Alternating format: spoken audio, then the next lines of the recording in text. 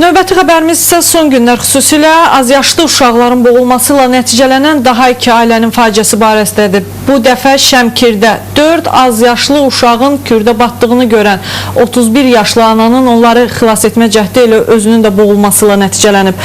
Bu dəhşətli hadisəni təfərrüatı ilə Ruslan Eldaroğlu danışacaq. Əsəbləri zəif olanların isə buna baxması məsləhət deyil.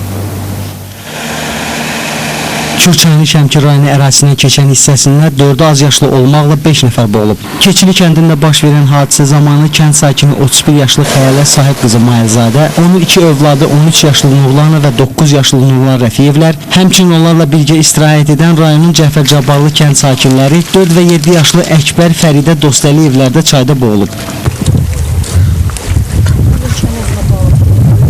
Onların meyitlərinin çıxarılması üçün hadisə yerinə Fövqəladə Hallar Nazirliyinin Dövlət Sularında Xilas Etmə Xidmətinin Aran Dalğıc Axtarış qrupunun əməkdaşları cəlb olunub. Aparılan axtarış tədbirlər nəticəsində dalğıcılar boğulanların meyitlərini sudan çıxara biliblər.